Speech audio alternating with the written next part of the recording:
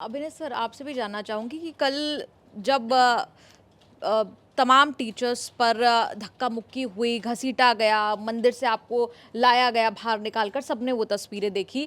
जब एक गुरु को चोट पहुँचती है तो शिष्य के दिल में भी दर्द होता है। किसी स्टूडेंट्स की तरफ से आपको बहुत ज़्यादा सपोर्ट देखने को मिला, बिल्कुल, सोशल उस मीडिया पर वक़्त तक बहुत। उतने बच्चे नहीं थे।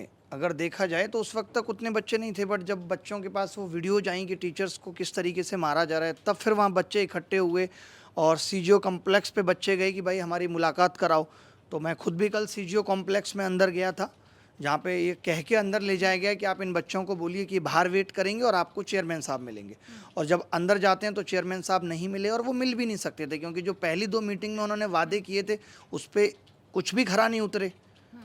तो वो कैसे फेस करते, तो उस पर कोई बात नहीं। जब हमने अंदर जाके अपनी बातें कहीं तो इतने उलूल जुलूल जवाब मिले डायरेक्टर से जिसकी कोई हद नहीं है। जैसे आपको पता हो, ये जो सारी लड़ाई ने बड़ा रूप लिया है। लड़ाई तो पहले से चल रही थी, रेलवे का मुहिम चल रहा था, सर ने चलाया, और भी बहुत सारी मुहिम लगातार इतने साल से चली रही हैं। ये जो अचानक से इतनी बड़ी हुई मुहिम, उसमें क्या हुआ कि एसएससी फेज एक्स के एग्जाम में एडीक्यूटी एक नया वेंडर एसएससी ने लिया है। अब वो वेंडर इस कदर गलतियां कर रहा है कि 25 तारीख को 70% पेपर रिपीट हो गया। सोचिए।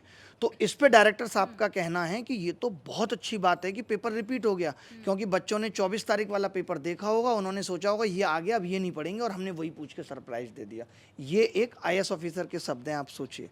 ये आपको जवाब दिया गया? जवाब दिया गया। मैंने कहा आप ये जब तक गलत सवाल आपके बंद नहीं होंगे, जब तक आप 100 रुपये वसूलते रहेंगे। तो उन्होंने कहा आप ये शब्द वापस करिए कि हम वसूल रहे हैं, पैसा हमारे पास नहीं जा रहा है, ये सरकार के पास जाता है, उससे रोड बनती है। यानी कि तो मैंने उनको बोला डायरेक्ट, मैंने कहा आप 100 सवाल गलत पूछिए ताकि भारत की सारी रोडें बन जाएँ। गलत पैसा कमाने के भी तो बहुत तरीके हैं। आप अभी जो चालान रोड पे स्पीड लिमिट का काट रहे हैं, आप क्या करिए, हर 2 किलोमीटर पे स्पीड लिमिट बदल दीजिए, कहीं 30 रखिए, कहीं 40। आदमी कंफ्यूज होगा, और एक कंफ्यूजन पे आप 50,000 का चालान काटिए, कितना आगे निकल जाएगा देश। ये सब करिए अगर आपको ऐसे ही पैसा वसूलना है। ये पैसा वसूलने का तरीका है।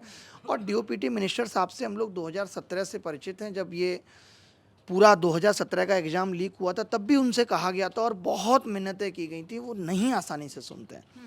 वो डायरेक्ट पीएम साहब को रिपोर्ट करते हैं, उनको फ़र्क नहीं पड़ता कि पूरा एग्ज़ाम सिस्टम कितना बर्बाद हो गया है। और इसका सीधा सीधा एक ही है, देखिए, सरकार, आयोग और एजेंसियां, ये सबकी मिली भगत है और सिर्फ पैसा कमाने के जरिए हैं। ये लोग बच्चों के सेंटर 600-600 किलोमीटर दूर डाल के उनसे बस्ता रखने के 100-100 रुपये वसूल रहे हैं।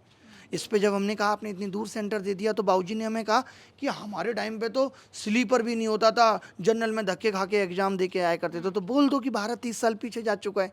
ये क्यों कह रहे हो कि भारत ने बहुत तरक्की की है, डिजिटल इंडिया आ गया, पिछले 10 सालों में भारत ने बहुत ऊंचाइयां छुई हैं?